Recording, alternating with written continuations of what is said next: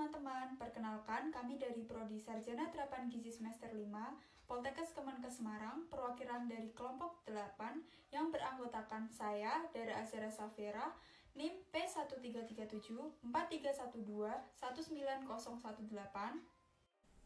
dan saya Emilda Novia Oktorianti, NIM P13377431219020. Dan saya Eka Indriani, NIM P13374312190048. Kami akan memaparkan hasil uji tes kit formalin pada beberapa makanan yang berada di Kota Semarang.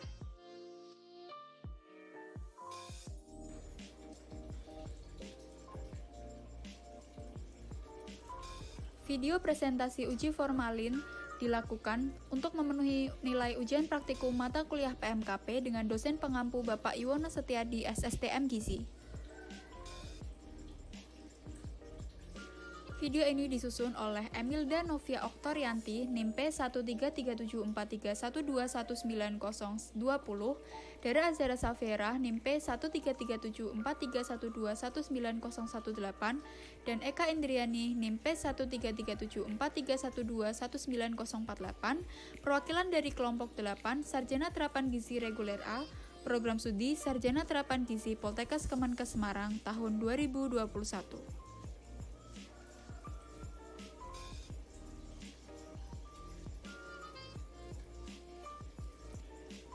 Yang pertama kali akan kita bahas yaitu mengenai overview dari formalin.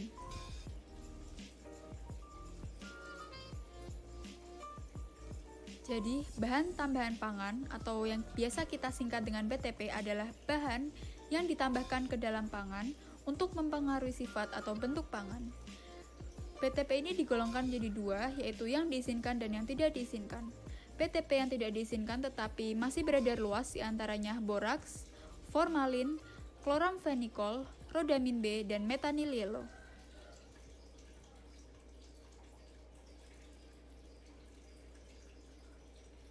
Yang pertama ada formalin.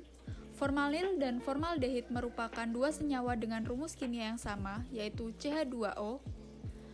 Formaldehid atau Fa berbentuk gas dengan bau yang menyengat dan mudah larut di dalam air, aseton, benzen, kloroform, dan etanol. Formaldehid dijual dalam bentuk cair dengan nama dagang formalin. Di dalam formalin mengandung sekitar 37% formaldehid dalam air, biasanya ditambah metanol hingga 15% sebagai pengawet stabilizer, tidak berwarna, dan berbau menyengat.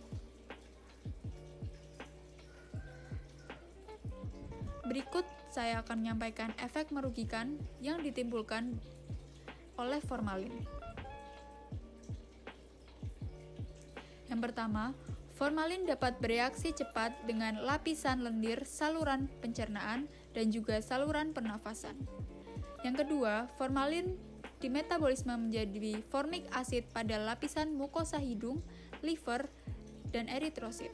Yang ketiga, pemakaian pada makanan dapat mengakibatkan keracunan pada tubuh manusia, yaitu rasa sakit perut yang akut disertai dengan muntah-muntah, timbulnya depresi, susunan syaraf, atau kegagalan peredaran darah.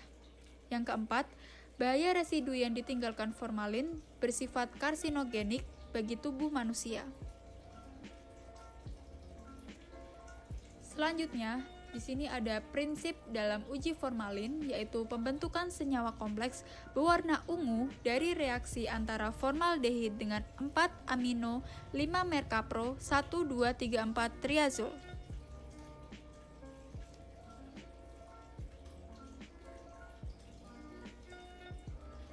Lalu untuk uji formalin sendiri, alat-alat yang digunakan sebagai berikut. Yang pertama, ada tabung reaksi dan juga rak tabung reaksi. Yang kedua ada spatula. Dan yang ketiga ada gelas ukur.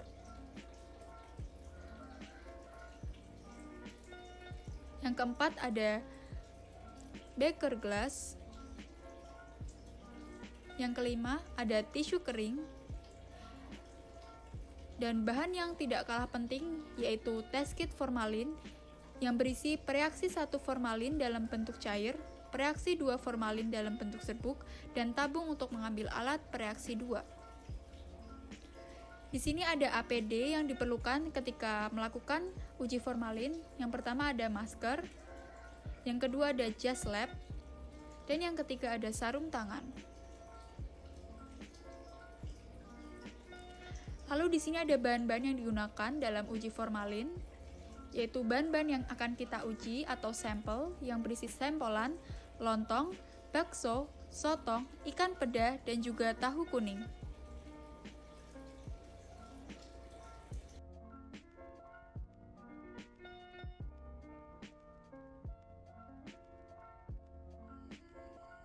Selanjutnya ada langkah kerja. Langkah kerja yang pertama yaitu mempersiapkan sampel. Sampel cair langsung digunakan. Sampel yang padat dipotong kecil-kecil terlebih dahulu. Yang kedua, mengukur 1 ml sampel cair dengan gelas ukur. Kemudian memasukkannya ke dalam tabung reaksi dan diberi label. Yang ketiga, menambahkan sampel padat dengan aqua secukupnya. Kemudian diaduk dengan menggunakan spatula hingga homogen. Tidak perlu mengganti spatula untuk mengaduk sampel lain, cukup dengan mengelap spatula dengan menggunakan tisu kering. Langkah keempat yaitu mengukur sampel padat yang sudah larut dalam aquades masing-masing 1 ml menggunakan gelas ukur, kemudian dipindahkan ke dalam tabung reaksi dan diberi label. Langkah yang kelima yaitu melakukan tes uji formalin dengan cara meneteskan pereaksi 1 ke masing-masing sampel sebanyak kurang lebih 3-5 tetes. Yang keenam yaitu meneteskan pereaksi 2 ke masing-masing sampel sebanyak 1 sendok kecil. Dan yang ketujuh, menghomogenkan. Kedelapan, membiarkan sampel selama kurang lebih 3-5 menit untuk melihat hasilnya. Dan yang kesembilan, mengamati hasil uji formalin. Selanjutnya ada hasil uji.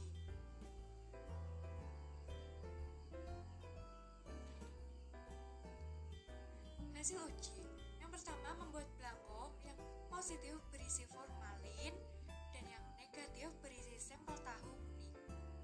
Belangko positif berwarna ungu tua dan belangko negatif berwarna bening atau sesuai dengan bahan makanan. Tahu, bakso, sempolan yaitu berwarnanya ungu, artinya positif formalin. Untuk peda, lontong, dan sotong hasilnya warnanya tidak berubah atau sesuai warna awal, artinya negatif formalin.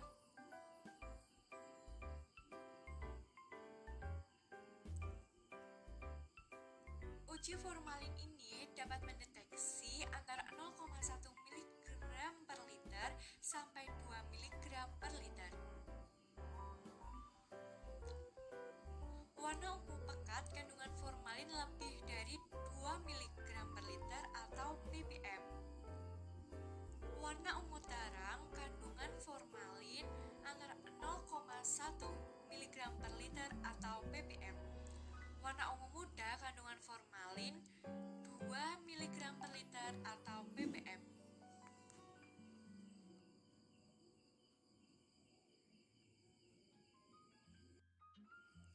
Dari hasil uji, kita dapat mengetahui bahwa pada ikan peda, sotong, dan lontong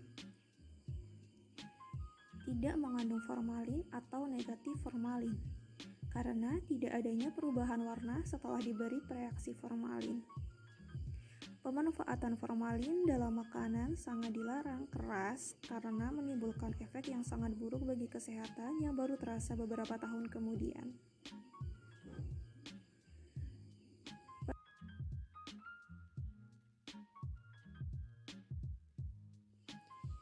Riset menemukan adanya alternatif bahan pengganti formalin yang aman dan mudah diperoleh. Di antaranya ada kitosin, produk turunan polimer chitin, yaitu produk samping limbah dari pengolahan ikan, khususnya udang dan racungan. Kemudian ada air kelapa murni yang difermentasikan dengan bakteri baik, sehingga aman untuk digunakan. Ada limbah kol, yang sangat efektif digunakan sebagai alternatif terbaru sebagai pengawet ikan, baik ikan segar maupun ikan asin. Ada bumbu dapur dan wortel yang mengandung beta-karoten sangat tinggi, merupakan antioksidan yang dapat menghambat proses fermentasi, pengasaman, atau peroraian lain terhadap bahan makanan yang disebabkan oleh mikroorganisme sangat efektif untuk mengaktifkan formalin.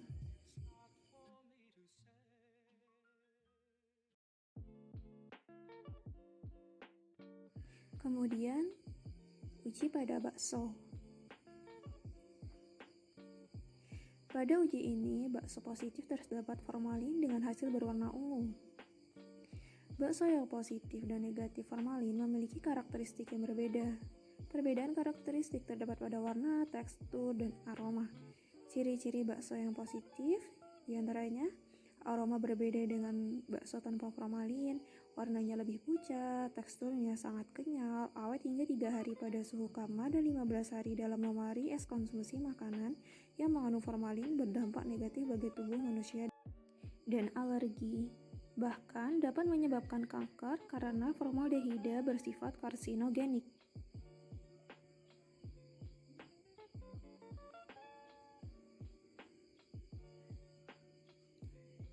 Kemudian pada tahu kuning, pada uji ini, tahu kuning positif terdapat formalin dengan hasil berwarna ungu. Tahu kuning yang positif dan negatif formalin memiliki karakteristik yang berbeda. Perbedaan karakteristik terdapat pada warna, tekstur, dan aroma. Ciri tahu kuning yang positif formalin, warna kuning muda mengkilap hingga pekat. Apabila dipotong, terdapat warna putih di bagian tengah, tekstur padat dan kenyal, aroma menyengat formalin, awet hingga 3 hari pada suhu kamar dan 15 hari dalam lemari es. Kemudian untuk ciri tahu kuning yang negatif formalin, warna kuning pekat, tekstur lunak, memiliki aroma khas tahu atau bau protein kedelai yang khas, dan hanya kurang lebih 2 hari.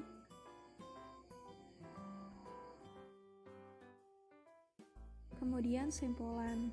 Pada uji ini, sempolan positif terdapat formalin dengan hasil berwarna ungu. Sempolan yang positif dan negatif memiliki karakteristik yang berbeda.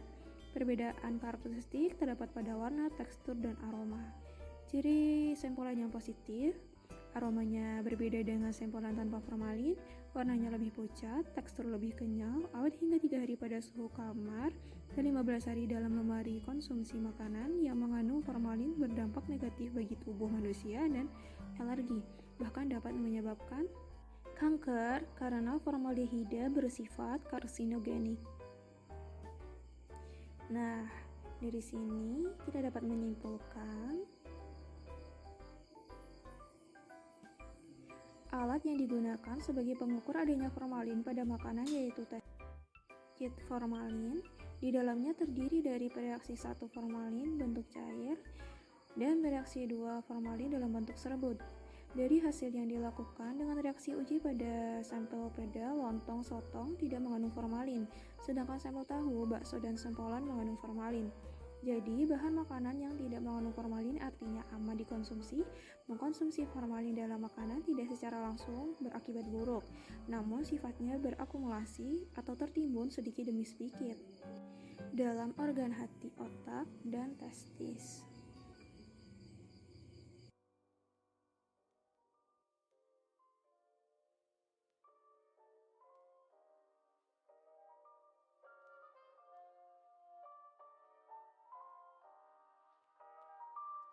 Kami menyarankan pada masyarakat awam saat memilih makanan seperti pada pembahasan ini dapat bijak memilih yang baik, bebas dari formalin, dengan cara memilih yang telah terdaftar di BPOM. Kemudian memperhatikan kualitas, mengamati warnanya, mencolok atau tidak, membau aromanya, dan kalau perlu cicipi rasa serta mencermati komposisinya.